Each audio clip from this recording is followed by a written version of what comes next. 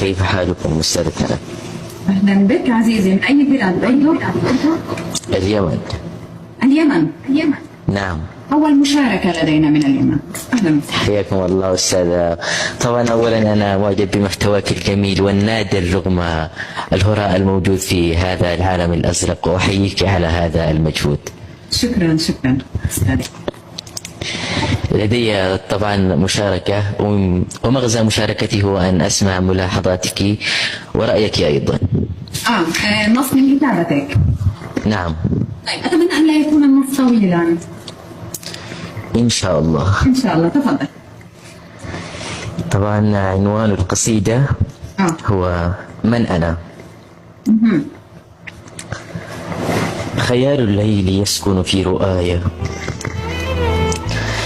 وخيل الصمت تصهل في دجايا،